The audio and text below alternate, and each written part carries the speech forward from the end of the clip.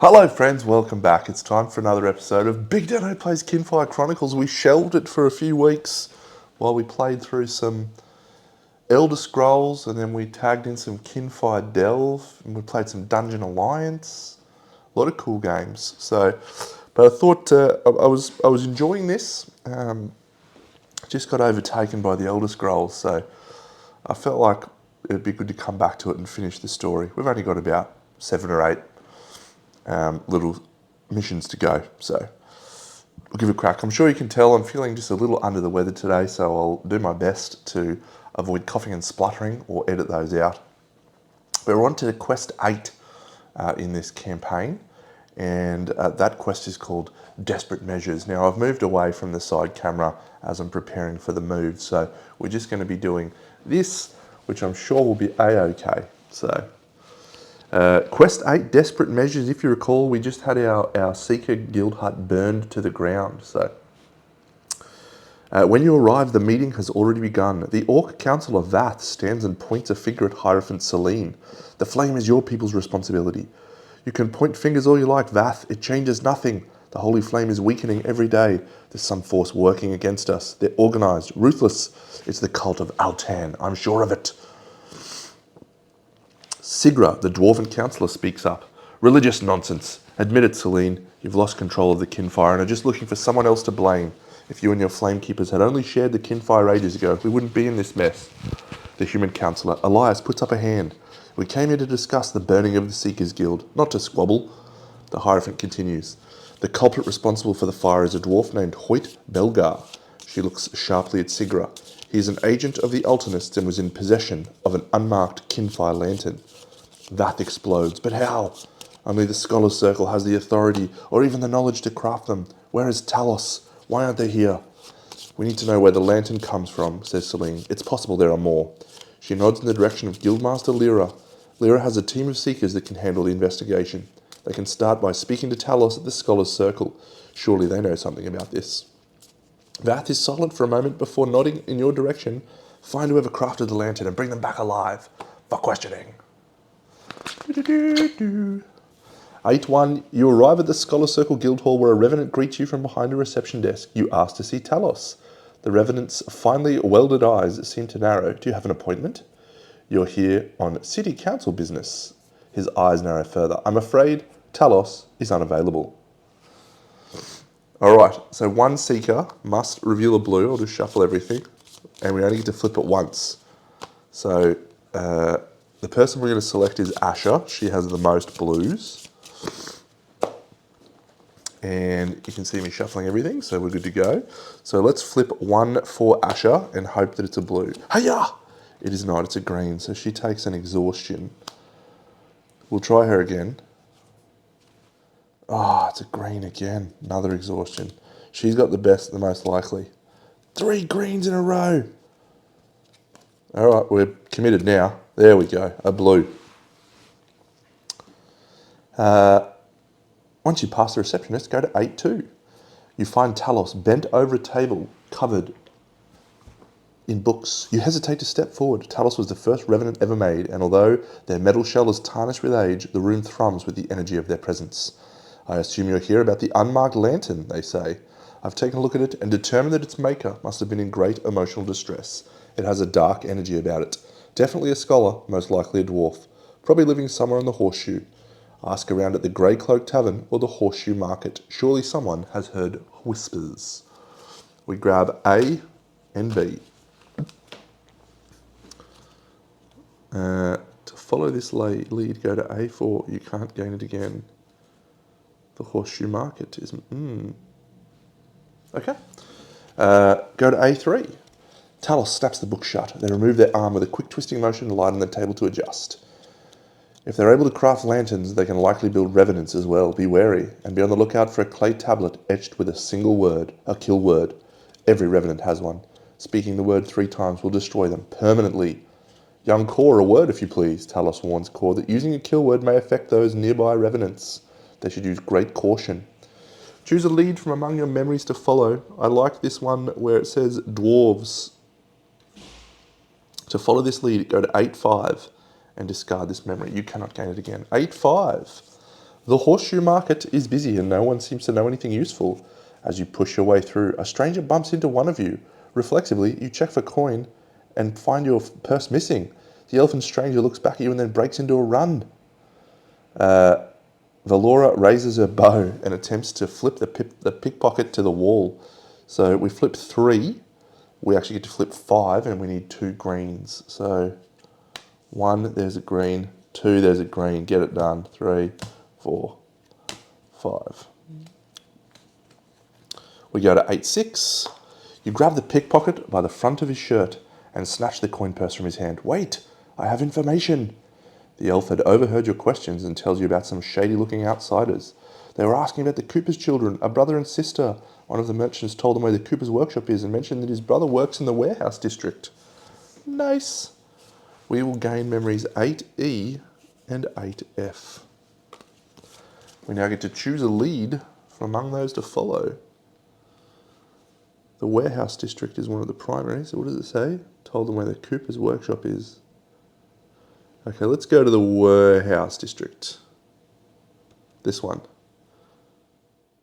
Discard this memory. You can't gain it again. 8-11. Most of the workers in the warehouse district ignore you or answer your questions with shrugs and grunts. You pause to talk with an orc unloading boxes when a young dwarven man catches sight of you and turns to flee in panic. One at a time, each seeker chooses one of the below methods to catch the dwarf. Okay, Khor's going to try and tackle him. He has to flip 1 red. No. Asha will try to head him off. She's green. No. She's definitely going to head him off. Each of you go to 8-12. Almost immediately, the young dwarf, whose name turns out to be Hob, begs you not to hurt his sister. Look, I know Grayla's been messing around with some strange folk, but she was hit really hard by our parents' death. It changed her, you know. Hob goes on to tell you about the watermill Grayla recently purchased and the heavy barrels he's been helping her haul there from their family's Cooper workshop. Please, just don't hurt her. Take memories 8C and 8F. I definitely think we're going to go to this Cooper's workshop. 8C. We already have 8F. Cooper's workshop, thanks. 8-13. Arriving at the Cooper's workshop, you find it locked. You'll have to persuade the door to open somehow. Asha rolls her eyes. Oh, please. With a quick flick of a tool, the door is unlocked and the swings open.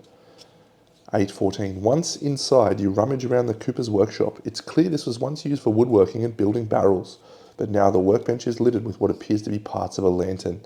You find a list of deliveries showing barrels going to Dow's Brewery and the nearby watermill.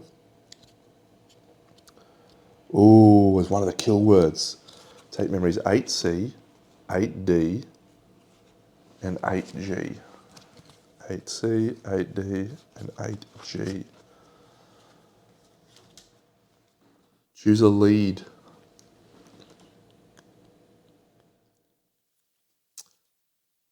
That's one of the kill words. Cool. We'll go to Dow's Brewery, I think.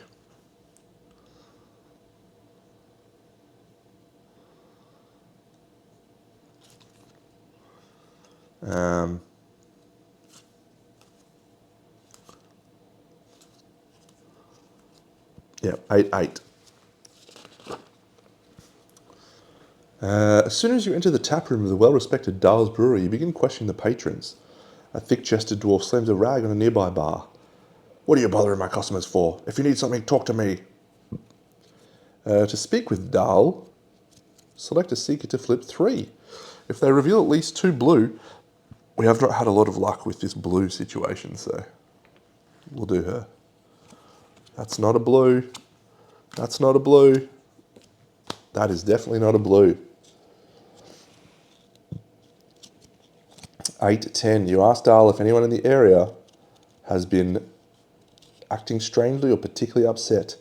I don't know what business of yours, but a young dwarf I know named Hob has been quite distressed lately. His parents owned a local Cooper's workshop, but killed a few years ago.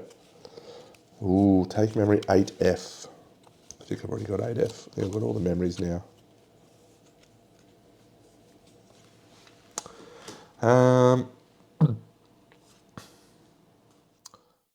Let's go to 8-7.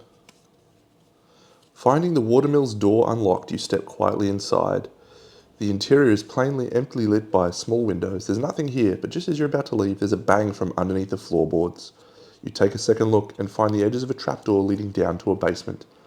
As you descend to the stairs, a woman shouts in fear. You find yourself face to face with two revenants, one huge with a hammer for an arm and the other graceful and winged. If you have memory 8G, you may choose to speak the kill word you found and go to 8-15. Hell yeah! Recalling the kill word, you speak it clearly 3 times. The winged revenant screams, clutching their head as the Kinfire in their core flares out, then disappears. The revenant, now only a shell, falls to the ground. Oh dear. Mama! The other revenant grasps their head and roars in pain before walking towards you. You've made a terrible mistake. Oh dear. Khor loses 3 Kinfire, dropping them into the void. That seems unfortunate, Khor, for you, buddy. He's got quite a lot of Kinfire, though. Dropping them into the void box. That's awful.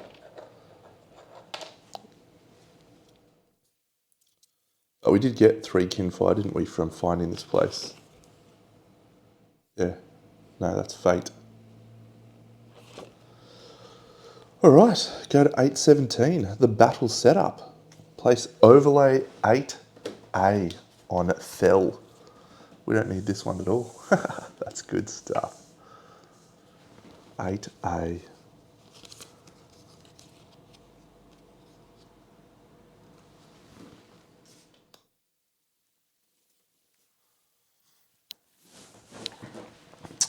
Okay, so all of these things are about to be set up. Cool. 9, 10, 5. I don't think I realised this, but there's actually darker colours on the, or light colours on the other side. So I wonder if you're supposed to flip them when you've activated them so you can see a little bit easier. I'm not sure. 2, 1, 2, 3, 4, 5, 6, 7, 8, 9, 10, 11, darkness. Great, 48 health.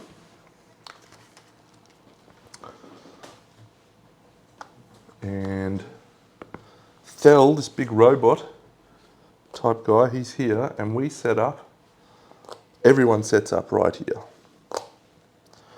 Now, it's been a little while since I've played, so you'll have to forgive me. We're going to draw a hand of 7 cards for each of our seekers. Asha, 1, 2, 3, 4, 5, 6, 7. Ooh, 1 exhaustion. Just got a dagger though. That's good. So these go down here. Khor.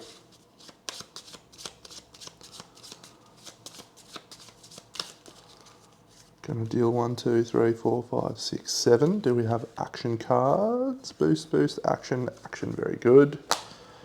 And Valora.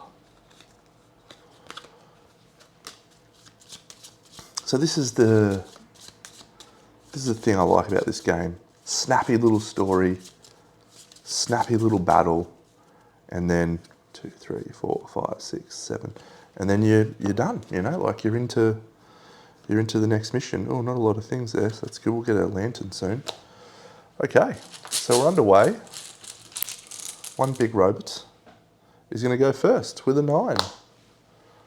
So 9. Raising both fists overhead, the Revenant brings them down in an earth-shattering blow. After attacking, move Thel's targets 1 space closer to the fire pit. Okay, that's not my favourite thing. Let's see if we've got a taunt in here. Flickers, taunt, no. No. Okay. So this is a red attack, so we need to have red blocks. Oh, Just remembered I need to give myself 3 armor here. And 1 armor here. She's got 11 health. Okay. So there's nothing we can do about it, so he's just going to walk into this zone and he's going to flog us all because it's a thingy attack, so everyone's taken 3. So she's only going to take 2. He's going to take none. He's going to block using his Hungry Earth. He's going to block for Valora, so she's only going to take 2 as well. 7? Everyone's going to get moved into that. I don't like that. I think we're going to use one of our fate tokens. This is a very early fate token, isn't it? Pop that. No, I think we draw again. And then you pop that one back in. Oh, darkness. Thel loses 5 health. Okay. Thel's target loses any health. They also lose a Kinfire. Drop the lost Kinfire into the void. Ooh, that's punishing. So he's not pushing us towards the thing, so we'll take that. Khor's going to take 3. This is a blue card, yeah? Yeah, so can we block that?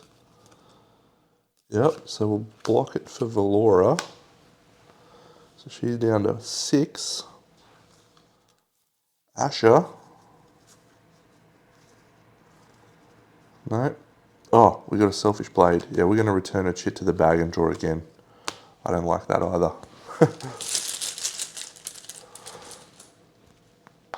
That's good. So she's down to 4. Well, this has been a very punishing start. And he's going to lose 1, 2, 3. Be nice to have a turn, guys.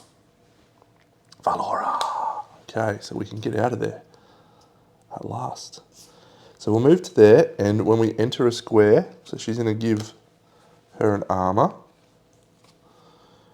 And oh, she does have block 1 for another seeker, which is a blue. Yep, so she'll put that on here, so she's at 5. Oh, she got that. We'll do that. 7. That's awesome. Yeah, so she's going to do a solid shot to the knee, which does 2 damage. This guy has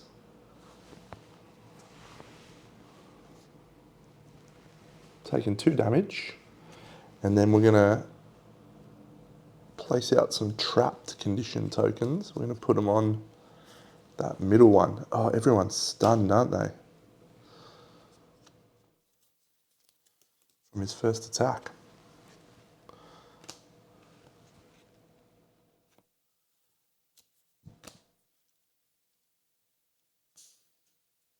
Cool. Okay, so Valora actually has to remove one of her chits from the bag as well.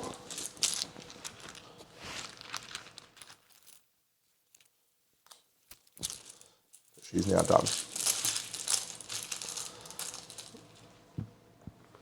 6.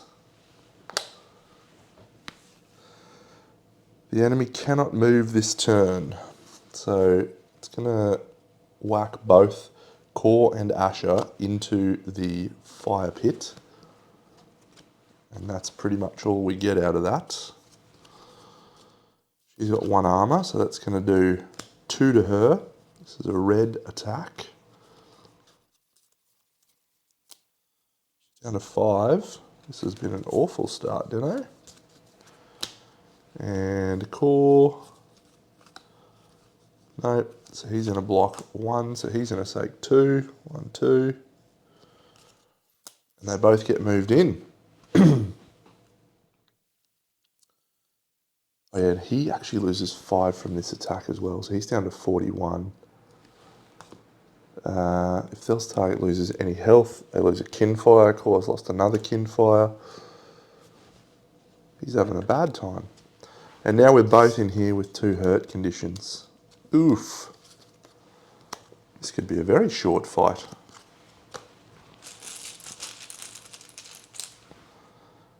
It's the same again. After attacking, yeah, we're going to use a void token. Oh yeah, okay, so you draw 4 chits instead, by the way. So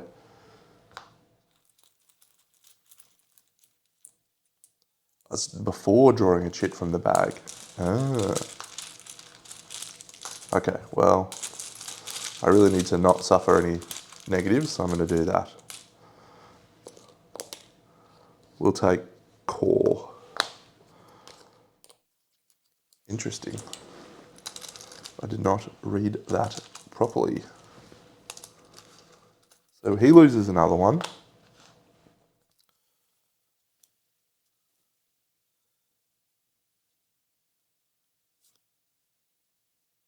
Okay, so he didn't gain a hurt this turn.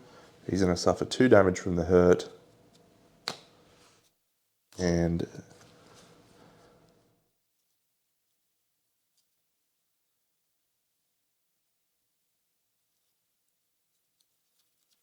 he's going to move to here. And he's going to play Defending Blade. So that's going to be 3. So we're down to 38. We gain an armor. We've discarded our hurt condition. We've discarded our stunned condition. And do we want anyone else to boost that attack? Asha. Boost another Seeker's attack. Yep, she'll throw her red bile. So it's another damage plus 2 hurt. I'm going to flip these over.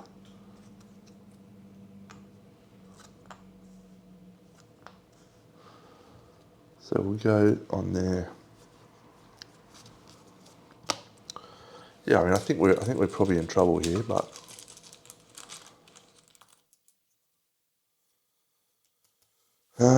okay. So probably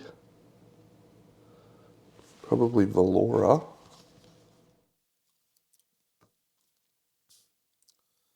So she'll move to here and she'll shoot with a solid shot. That leaves her with no actions in hand. So she'll flip her lantern. 1, 2, 3, 4, 5, 6, 7. Sweet bomb! Come on.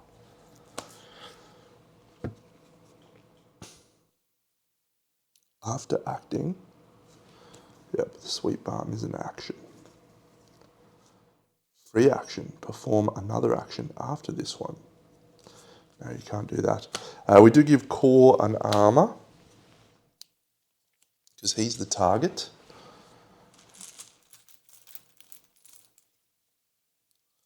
Another one of our choice.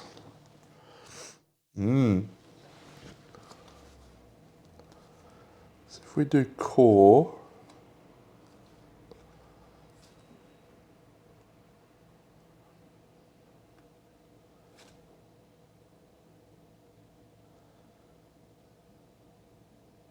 yep, so we're going to play Flicker's Evolved. We should have done this last time, so I'm going to do that now.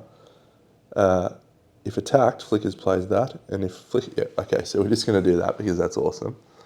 And then we're going to move Khor to here, and we're going to play this, Taunt. It's a 0 attack, but we can boost it with this, but it can't ever be boost. We're going to gain 2 more armor. 1, 2. We're going to suffer 1 damage from the hurt condition. We're actually going to reset because of that,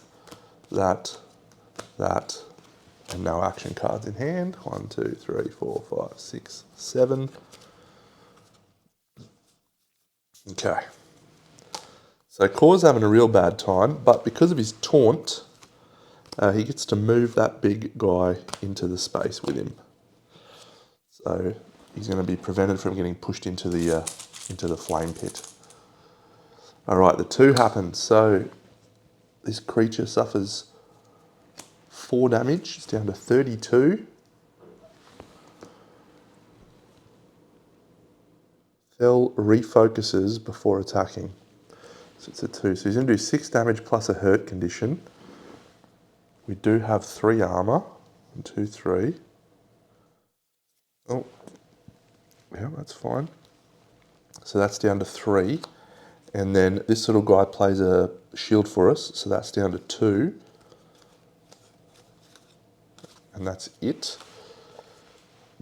So down to 2, can we block? This is our any color attack. Down to 1.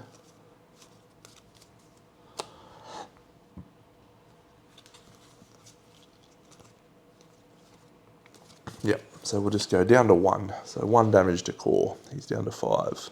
Refocuses now, unfortunately for us. So the focus is now on Valora. Asha! Alright, she takes 2 damage. And she loses 1 of her tokens from the bag.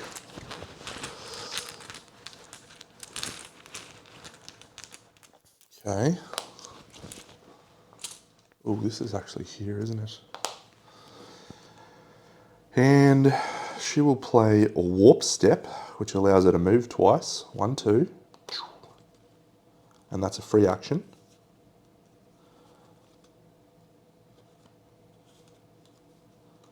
No, she'll actually go to here. And she'll play her dagger, which does 2 damage to him. And she will then discard her hand. When you discard your hand, suffer 1 and 1. Oh, actually, we will let someone else discard a card. Come on, man. Surely you've got to discard a card on an attack card. There we go. Is this a red card? It is a red card. So we're going to discard our exhaustion card before it happens. So yes. Where did I put her cards? Did I put them on top of this? No, that's them there, isn't it? No. Did I put them on top of this? I did. Nice work, Deno. 1, 2, 3. Yep, cool. So yeah, we'll play the dagger. We get to put that on top of the deck. We've discarded that with a boost. So that's 2 damage. That goes back on top of her deck. We then discard and flip her lantern. 1, 2, 3, 4, 5, 6. 2 exhausted cards sucks. 1, 2. Did I flip his lantern as well? Alright. If we can get one more go, we get some healing maybe. Yes, Khor. Actually, does he have a sweet balm? No, he doesn't.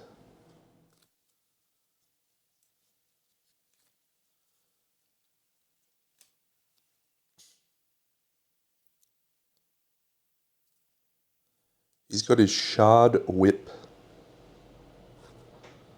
Great.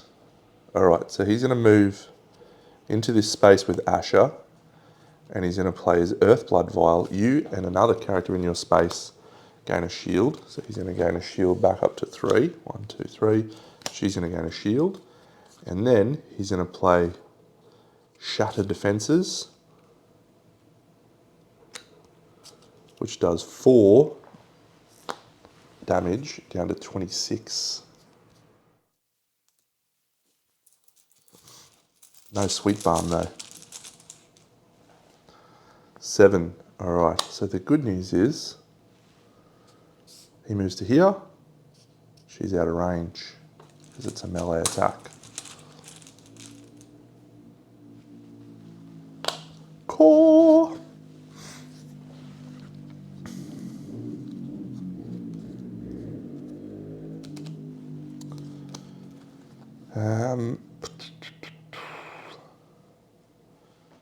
Yeah, let's go bait the trap. So we'll move him into there and we'll bait the trap for 2 damage to allow someone else to take another turn after that.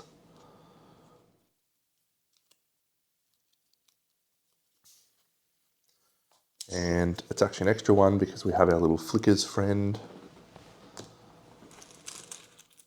And the person we're going to choose is Asha. So we'll just grab her out.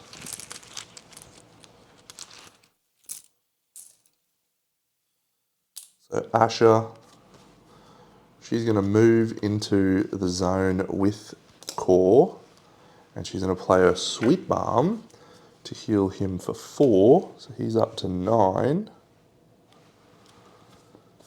And then she is going to play Out of the Shadows, which is a green, and it's a 6 damage. If no enemies are focused on you, it is a 6 damage, so that is 17. Come on, Deno. You can do it. Do we have a boost on a green? We can, so we'll do that one, the red bile. So that boosts it by 1, and we'll put out 2 hurt conditions. This is the most likely one here. And that's it. All right, come on, Valora. No, it's 11. Okay, so he loses 5. So he's going to move to here, and he's going to attack Valora. He's going to take 5 damage. Khor can take damage for other people, don't forget, Deno. So it's 5 damage. She's got no blocks. Asha can't block that because it's a red. Khor's got a green block. So, nope, so she's just going to take 4. She's down to 2. And he's going to take 1. She loses one of those. We might spend our fate token now to draw 4 from the bag and choose 1. We'll choose Valora, thanks.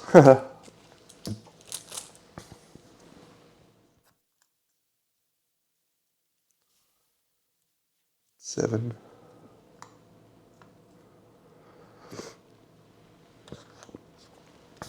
Yep, so Valora's going to provide herself with a Sweet Balm to heal for 4.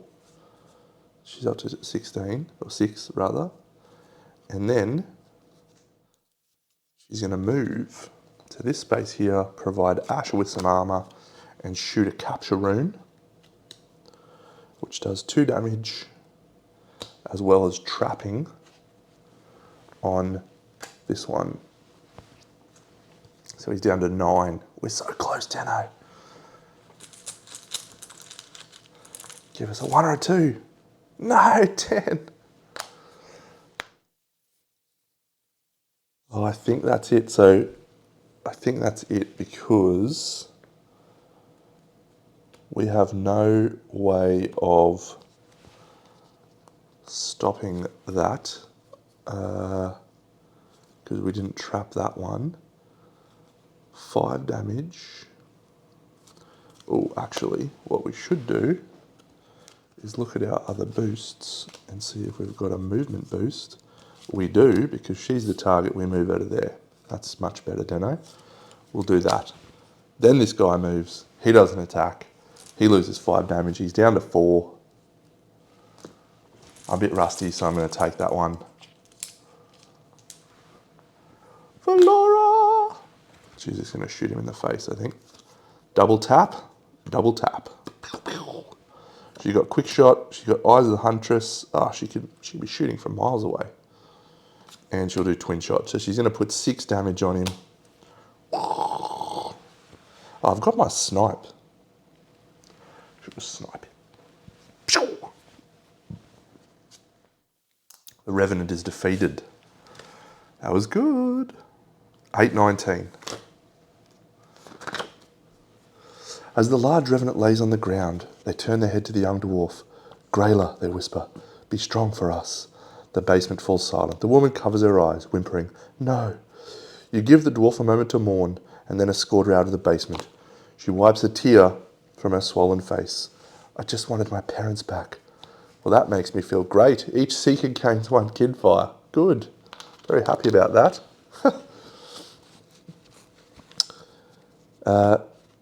In a small room in the presence of Council of Vath, Grayla sits with her head hanging low. I needed the money. The materials for a revenant are expensive. This merchant, Beland Cloudspire, funded my project in exchange for 4 Kinfire lanterns made off the books. One of those lanterns was used to burn down the Seekers Guild Hall. You are aiding terrorists. Who cares if it all burns? If you're guilty of treason, the penalty will be death. As Vath leaves, he mutters the name, Beland Cloudspire. Out in the city you've heard whispers. The dimming of the lighthouse has been noticed. Perhaps the Cloudspire has some answers. Take prompt Q9. This quest is over. Gain 4 city actions. Great. All right. Good to be back. Good to be back in the zone. I think last couple of times I've done my city actions off camera. So I think we're just going to replace those sweet bombs as our main thing. And yeah, we might poke around the city of Din Lux. Go visit Glory Plaza, the Trunk, the Upper Branches. And yeah, learn a little bit more about the world. Volume 2, The Nests. How cool is that? And we'll take prompt Q9, and that is a vanishing act. Cool. So we're going to open quest 9, and I will catch you all in the next episode.